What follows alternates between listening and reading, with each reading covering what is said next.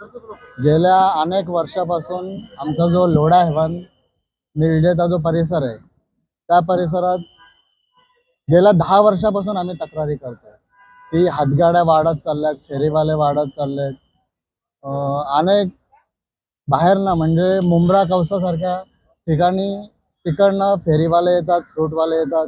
काही दिवसांपूर्वी तुम्ही एक प्रकरण बघितलं असेल की त्या फळांच्या हातगाडीवरच तो एक माणूस तिथे लघवी करत होता आणि ती पिशवी बांधून त्याने त्या त्या हातगाडीवरच ठेवली. असे घाणेरडे प्रकार चालू असताना सुद्धा या हातगाडी फेरीवाल्यांवरती कुठल्याही प्रकारची कारवाई होत नाही. आठवड्याचे 7 दिवस असतात, पण 7 दिवसापैकी 4 दिवस तिथे आठवडा बाजार भरतात. त्याच्यामुळे आम्हाला ट्रॅफिकचा त्रास होतो. लोढा हेवन, कासाबेला, कासारी हो या परिसरामध्ये जवळजवळ 1 ते सव्वा लाख लोक राहतात.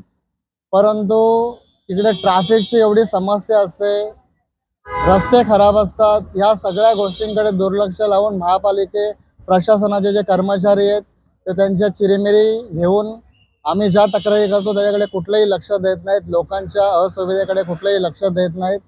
आम्ही वारंवार तक्रारी देऊन आता अक्षरशः थकलेलो आहे.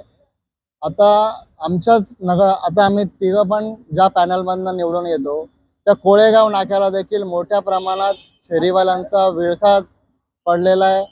तिकडे मेन हायवे असून, बदलापूर पाईपलाईन रोडचा मेन हायवे असून मोठ्या प्रमाणात तिथे रोज बदलापूरला, अंबरनाथला जाणाऱ्या लोकांना ट्रॅफिकला सामोरं जायला लागतं. त्याच्याकडे आमची साफ मागणी आहे की हे सगळे फेरीवाले आणि हे हातगाडीवाले गेले पाहिजेत.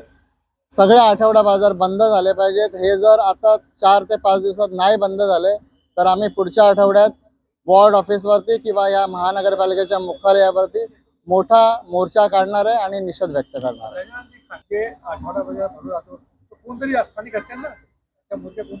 जे कोणी स्थानिक असतील किंवा नसतील त्याच्याशी आम्हाला काही लेणं देणं नाहीये. लोकांना होणारा त्रास ते आमचा मुख्य प्रश्न आहे आणि या त्रासापासून लोकांना मुक्त करणं ही आमची प्राथमिक मागणी आहे.